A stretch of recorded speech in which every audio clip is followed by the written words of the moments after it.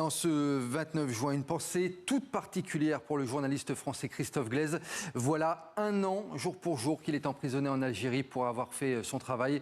Christophe Glaise qui aurait dû couvrir ce mondial.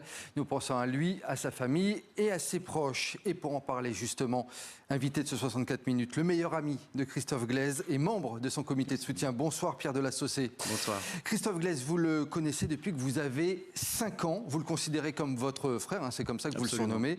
Et vous avez vécu 1000 choses ensemble, on imagine. Tout d'abord, est-ce que vous avez eu des nouvelles de Christophe Glaise? Hier, vous avez eu quelques nouvelles par son frère. Absolument, absolument. Il se trouve que Maxime Glaise, qui est donc le frère de Christophe, s'est rendu à Coléa, donc là où Christophe est incarcéré. Et il a pu échanger avec lui donc, dans les conditions de parloir qui sont toujours les mêmes, c'est-à-dire 30 minutes derrière une vitre avec un téléphone. Et donc, on a pu partager quelques nouvelles. Et c'est vrai que les parents l'ont aussi noté. L'état de forme de Christophe commence un petit peu à diminuer. C'est-à-dire que moralement, évidemment, il tient toujours bon, hein, mais moralement, il commence à être éprouvé par l'environnement carcéral. On sait aussi que physiquement, on l'a appris il y a un mois, il a eu aussi une petite maladie, en l'occurrence une intoxication alimentaire. Donc c'est vrai que l'univers carcéral, on le sent en tout cas dans les échanges qui sont rares qu'on peut avoir avec lui, commence à sérieusement lui peser. Vous essayez de lui envoyer des lettres le plus souvent possible, une par semaine à peu près. Oui, absolument. Qu'est-ce que vous lui dites dans ces lettres justement? Eh bien, il y a quand même un enjeu pour faire en sorte que ces lettres soient remises. Évidemment, il faut respecter un certain nombre de règles. Donc nous, ce qu'on fait, et c'est très important parce que Christophe, évidemment, étant en prison, est totalement coupé du monde extérieur. Donc moi, à titre personnel, ce que je fais, par exemple, c'est lui faire des chroniques un petit peu de ma vie à Paris ou de notre vie à Paris s'il avait été avec moi. Là, par exemple, la dernière lettre que je lui ai envoyée, je lui ai fait un petit peu la chronique de la malheureuse canicule qui nous a été infligée à Paris et de tout ce qui s'en est suivi. Lui, en tant que journaliste, évidemment, il a besoin d'être connecté au monde. Donc on utilise aussi ces lettres pour lui permettre de garder un semblant de connexion à ce dernier. C'est une histoire d'amitié de plus de 30 ans avec Christophe Glaise. Quel ami il est au quotidien? Beaucoup de rigolades? Absolument. Alors bon, là je vois qu'il y a quelques photos que vous passez là sur le plateau, mais c'est effectivement quelqu'un, je pense que si je devais garder un mot pour le décrire, ce serait probablement solaire.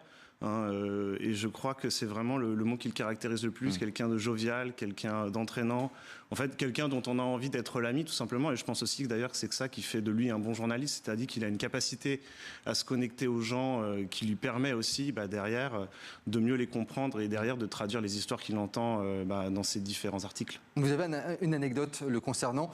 Lorsque vous aviez 9 ans, vous sentiez déjà qu'il était déjà fan de foot et de journalisme, et notamment il avait une lecture qui revenait souvent. Absolument. Alors moi, il se trouve que effectivement le week-end, quand on était jeunes enfants, on va dire 6-7 ans, mon père nous accompagnait régulièrement à l'Aqua Boulevard le week-end. Donc pour vos téléspectateurs qui savent pas ce que c'est que l'Aqua Boulevard, c'est un parc aquatique à Paris. Et il se trouve que Christophe demandait systématiquement à mon père, imaginez-vous, à 7 ans, de lui rapporter l'équipe, et il lisait l'équipe dans la voiture. Déjà fan à l'époque de sport. Alors, vraiment Christophe, depuis que je le connais, il a vraiment un rapport à l'écriture, à la littérature, mais aussi au football qui est ancré dans sa chair.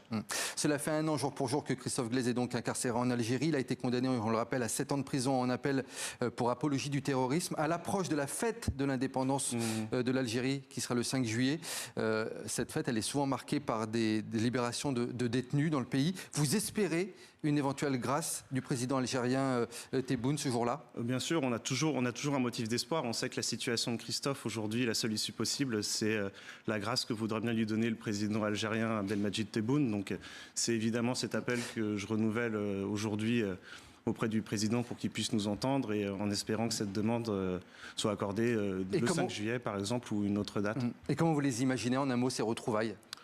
Waouh, alors moi j'ai coutume de dire, alors chacun se projette comme il peut, mais moi disons que la projection que je fais, c'est que je me dis que la fête qu'on va faire quand Christophe reviendra à Paris, je pense que la ville s'en souviendra longtemps. Moi, en tout cas, c'est comme ça que j'ai envie de l'imaginer.